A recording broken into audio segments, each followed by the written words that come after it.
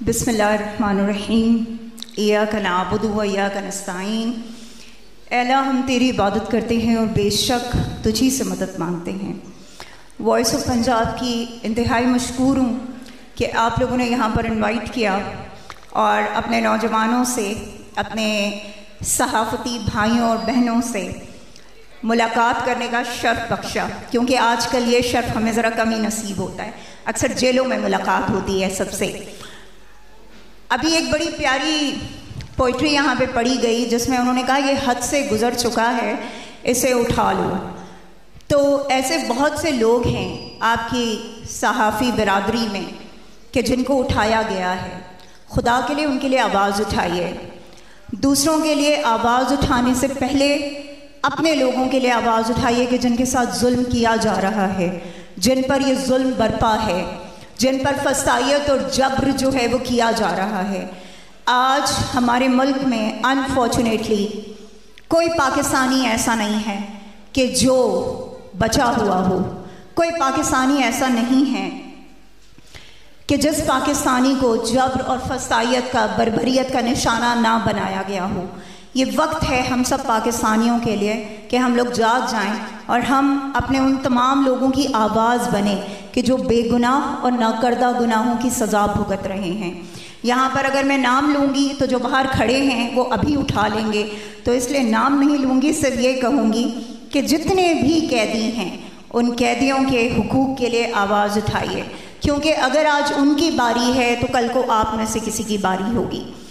سب سے بڑی چیز یہ کہ ہمارا پاکستان کہ جو بنایا اس لیے گیا تھا کہ یہاں پر ہر کوئی آزادی سے زندگی بسر کرے گا، یہاں پر ہر کوئی حق رائے آزادی رکھے گا اور اپنی بات کر سکے گا۔ لیکن انفارچونیٹلی پاکستان میں جو پچھلے اتنے عرصے سے کم از کم ہم دیکھتے آ رہے ہیں، نہ تو آپ کو حق رائے آزادی حاصل ہے اور نہ ہی آپ کو ایون یہ کہنا الاؤ ہے کہ کوئی غلط کر رہا ہے۔ آپ نے ہر چیز پر یس سر کہا، یس میڈم کہا، تو آپ جو ہیں وہ سب سے بیسٹ ہیں، آپ کو ہر جو ہے چیز سے نوازا جائے گا۔ لیکن اگر آپ کسی کے مخالفت میں بات کرتے ہیں، مخالفت میں بھی نہیں بلکہ آپ صرف سمجھانے کی غرض سے، اور اس غرض سے کہ ملک جتنا آپ کا ہے اتنا ہمارا بھی ہے، تو ہمارا حق بنتا ہے کہ ہم یہ بات کریں کہ اگر اس ملک میں کچھ غلط ہو رہا ہے تو اس غلط کو ہم نے صحیح کرنا ہے، مل کر کرنا ہے۔ یہ نہیں ہو سکتا کہ کہیں کوئی ایک شخص جو ہے وہ چیزوں کو ٹھیک کر سکے۔ اگر آپ نے اپنے ملک میں بہتری لانی ہے تو اس کے لیے آپ سب کو متحد ہونا پڑے گا، اس کے لیے آپ سب کو بات کرنی پڑے گی، آپ سب کو کنٹریبیوٹ کرنا پڑے گا، آپ سب کو جو آپ کے حصے کی شمع ہے وہ جلانی پڑے گی، تبھی جو ہے یہ ملک بہتر ہو سکے گا۔ ہم یہاں پر غزہ کی بات کرتے ہیں، فلسطین کی بات کرتے ہیں، کشمیر کی بات کرتے ہیں۔ کشمیر کے ساتھ کیا ہوا وہ تو ہم نے اپنی آنکھوں سے دیکھا، تو کیا اب بھی ہم یہ کہیں گے کہ ہم کشمیر کے لیے آواز اٹھا رہے ہیں؟ کیا ہم واقعی میں کشمیر کے ساتھ ہیں؟ کیا ہم واقعی میں کشمیر کے لوگوں کو جو ہے حق دلانا چاہتے ہیں؟ یہ سوال ہے، تو اس پہ سوچیے گا ضرور۔ غزہ اور فلسطین امت مسلمہ کا حصہ ہونے کے ناطے پاکستان کا فرض بنتا تھا کہ پاکستان فلسطین کے لیے آواز اٹھائے، غزہ کے لیے آواز اٹھائے۔ لیکن ہم نے دیکھا کہ یہاں پر جس وقت فلسطین کے لیے پروٹیسٹ کیے گئے تو وہاں پر ان لوگوں کو پابند سلاسل کر دیا گیا، ان لوگوں کو، ان نوجوانوں کو، خواتین کو، ان کو جو ہے وہ پولیس اٹھا کے لے گئی۔ کیا یہ امت مسلمہ میں شامل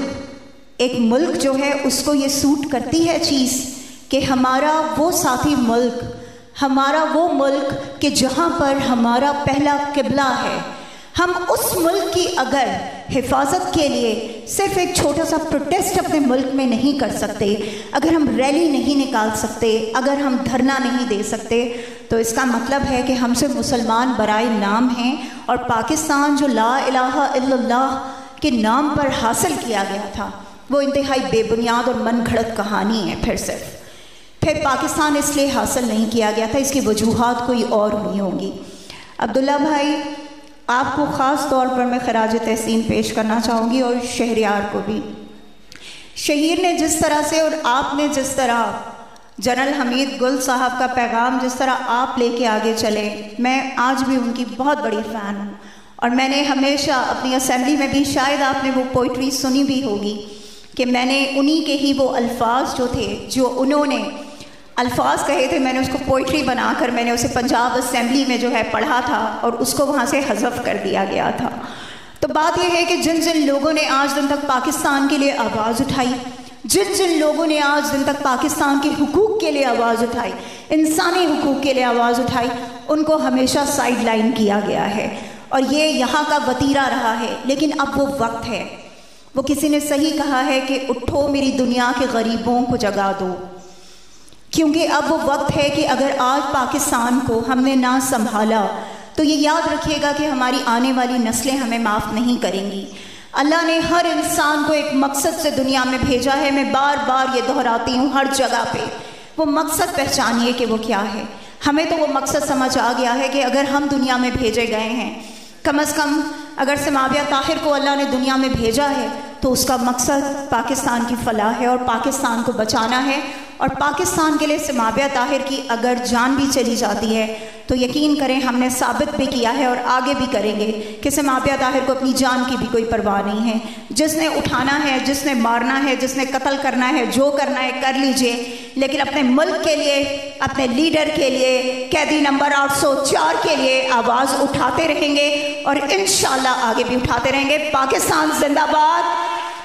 عمران خان پائندہ باد۔ اور احتشام، آپ سب لوگوں کا تہہ دل سے شکریہ کہ آپ لوگوں نے اتنے نامصائب حالات کے باوجود پاکستان تحریک انصاف کے لوگوں کو یہاں پر بلایا۔ میں جانتی ہوں کہ آپ لوگ کس مشکل کا شکار ہو اس وقت، جو تمام یہاں پر پولیس باہر اس ٹائم جو ہے وہ جمع ہو چکی ہے، کہ کیونکہ ہم یہاں موجود ہیں، تو میں آپ سب کو خراج تحسین پیش کرتی ہوں۔ لیکن یہ یاد رکھیے گا کہ ہم پاکستان کے لیے اور پاکستانی قوم کے لیے آواز اٹھانا کبھی بھی نہیں چھوڑیں گے۔ پاکستان زندہ باد۔